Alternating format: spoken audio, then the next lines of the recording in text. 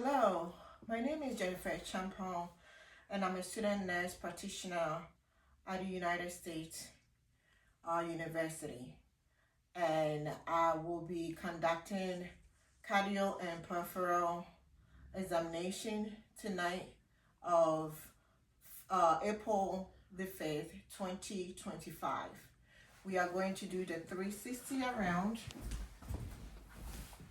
So this is the first section of the wall and the ceiling. The second of the wall and the ceiling. The fourth of the wall and the ceiling. And this is the fourth of the ceiling. And these are my equipment I'm going to use, and then the floor. And then I will be positioned back with my camera. All right.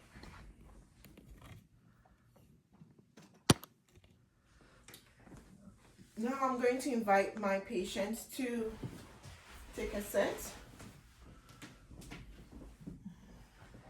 Hello, ma'am. How are you? I'll be your student nurse practitioner tonight for conducting a cardio and peripheral assessment. May I please get your consent to do this assessment?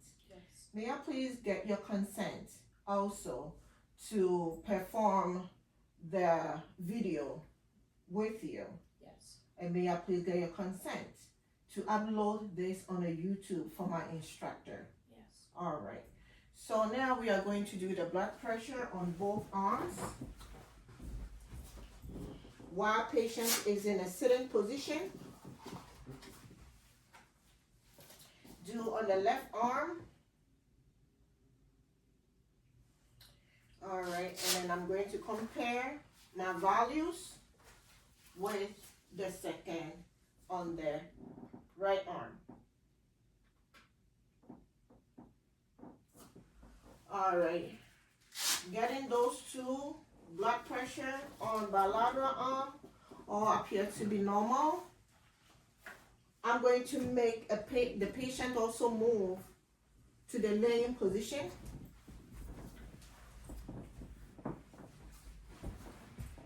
All right. So while patient is laying, I am going to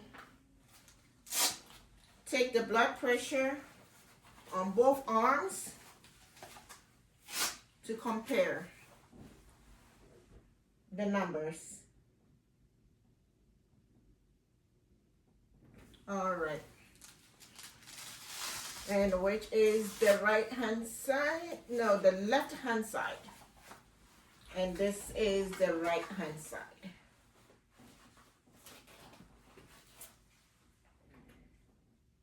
Alrighty. So taking both blood pressure on the sitting and the spine position, all values appear to be normal. All right. Our next session, I am going to place my patient head on a pillow to get the 30 and 45 degree angle, able for me to assess the right IJ, which is the right jugular venous pressure, and also to take the measurement of it. So first, I will inspect the jugular vein.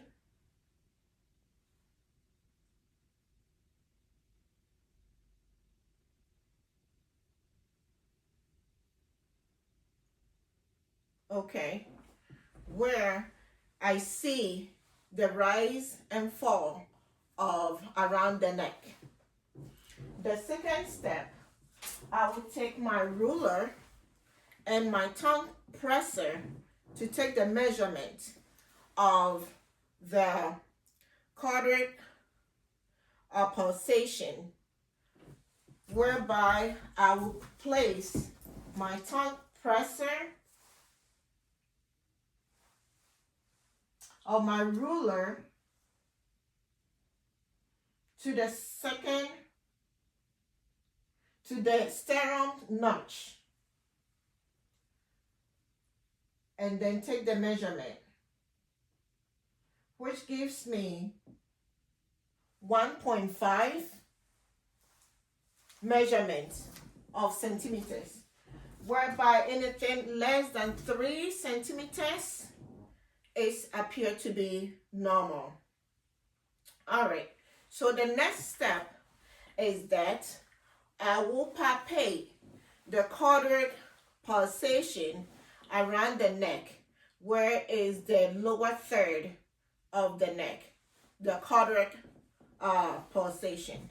So I am going to do one after the other, whereby I am not going to do it simultaneously, which block the blood, the veins flowing the blood to the brain.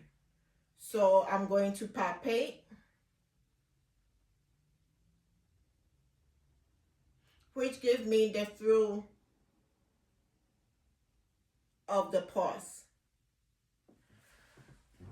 Next, I am going to take my stethoscope to listen the bruit of the cordial, the cardiac pulsation, both the diaphragm and the bell. So I'm going to use the diaphragm to listen.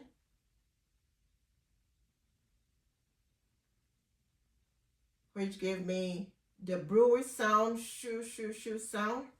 And now I'm going to listen to the bell bilaterally. So I'm going to listen both with the diaphragm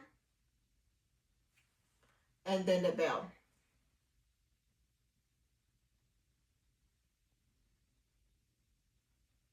Okay. Our next step is we are going to do the inspection of the chest wall for any abnormality. All right, I'm going to open a little bit of your chest wall.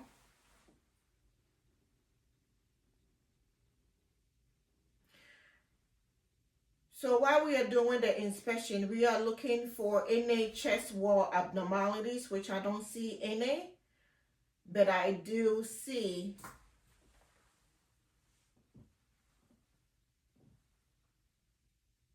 the apical pulse, pulsation, rise and fall, and then precordial pulsation, which is also very hard to find.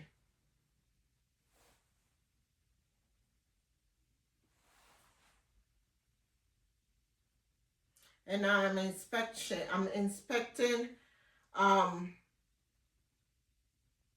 the aorta pulsation on the abdomen.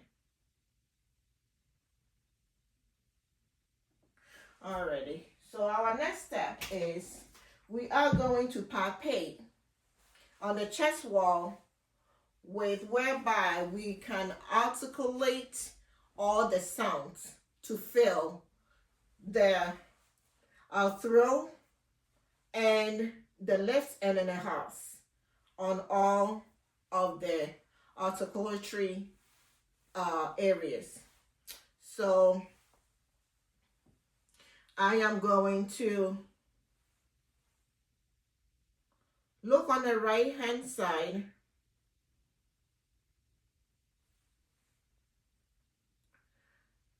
Second intercostal space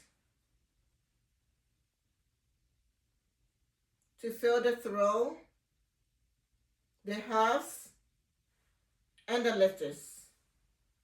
I'm going to the second on the left side to fill the throat, the house, and the lifters, whereby that pulsation kind of hit on the finger, the pad of my finger, to fill the lifters, the house, and the thrill. I'm now moving to the third intercostal space and then the fourth intercostal space. And also filling the fifth intercostal space, palpate whereby I can find the point of maximum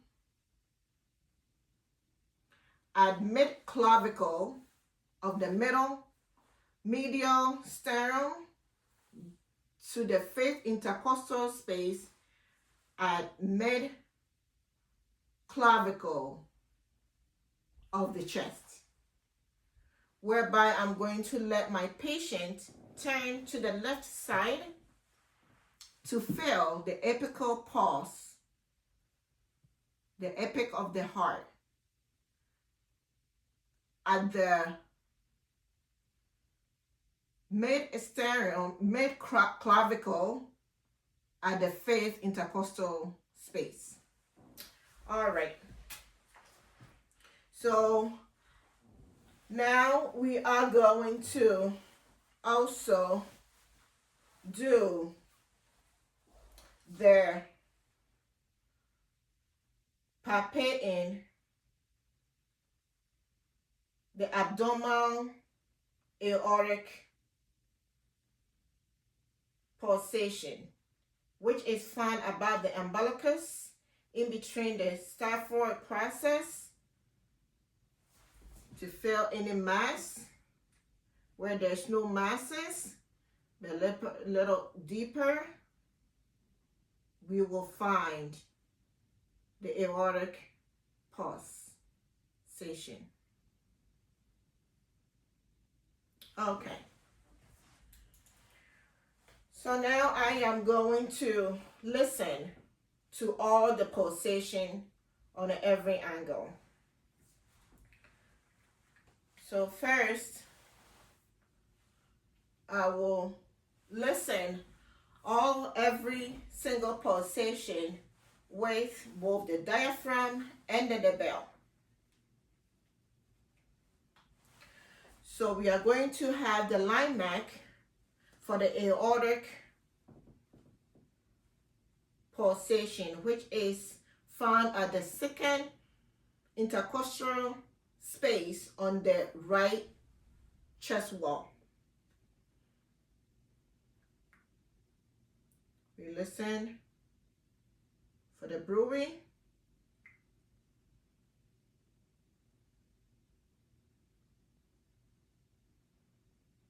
All right.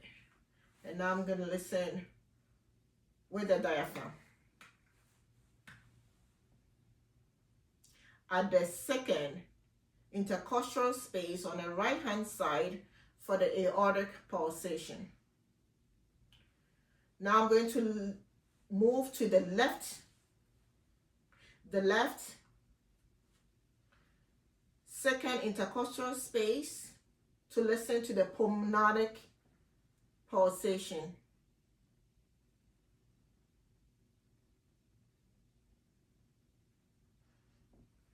Now I'm moving to the third intercostal space for the ape point, between the third and then the fourth intercostal space for the ape point. Okay. The tricuspid will be found at the midsternum, on the border of the midsternum into the fourth intercostal space.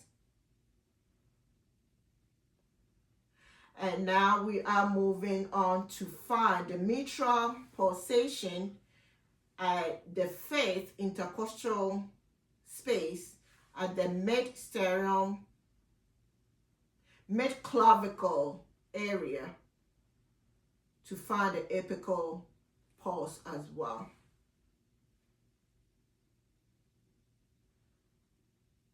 All right.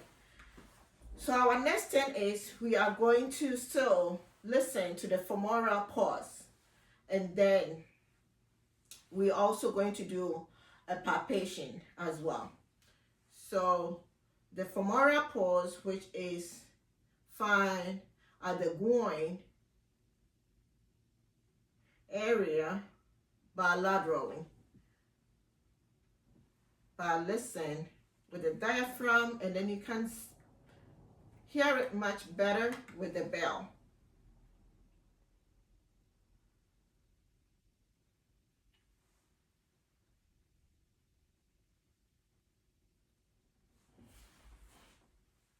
The fourth intercostal space, diaphragm, and then the bell, the tricuspid. The mitral, the bell, at the fifth intercostal space, mid-clavicle, and the diaphragm. At the fifth intercostal space, at the mid-clavicle. All right. Now I am going to auscultate the aortic pulsation with the diaphragm and then the bell. So I'm going to use the bell first.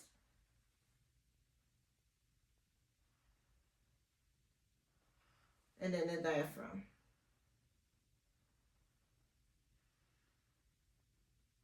Which also giving me the turbulence whereby the blood is flowing at the aortic really well with no obstructions.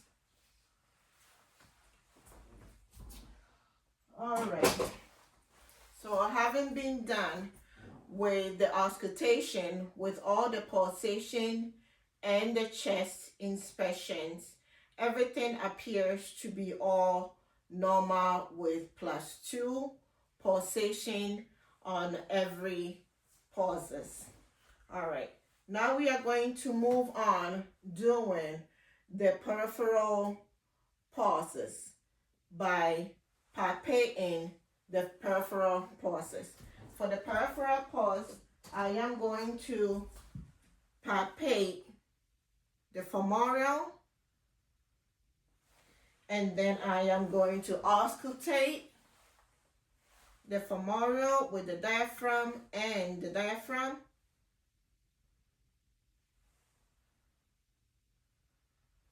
And the bell.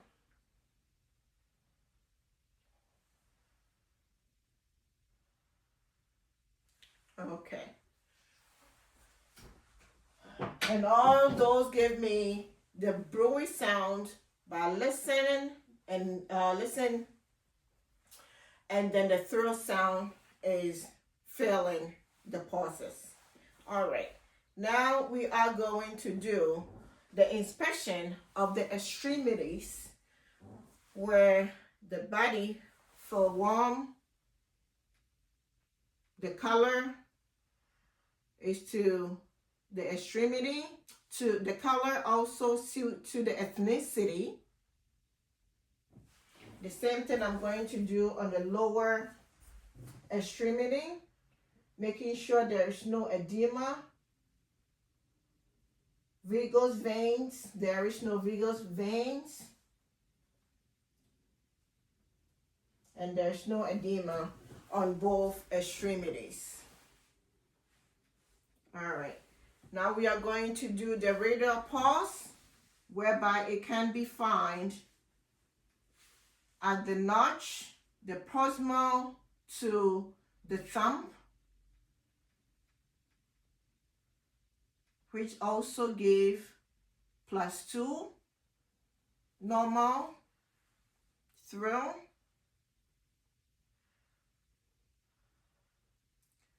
+2 for the brachial, bilaterally.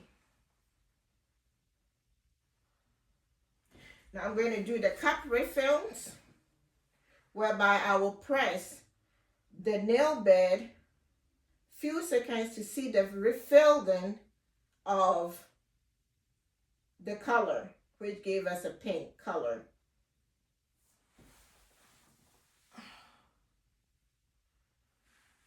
There's no clubbing, there's no cyanosis, and there's no hemorrhaging on the fingertips. The cup refill appears to be less than 2 seconds. All right. Now we are going to do popliteal pause, whereby I will ask the patient to flex the leg and then place 2 hands and cup underneath of the knee, the back of the knee, to feel the popliteal pause, which gave me +2 on the back of the right leg. And then I'm going to do the same thing on the left while standing the right hand side of the patient. All right, I'm going to do the dorsal, feel the through, and feel the through as well, which gives the dorsal pulsar, it's all positive.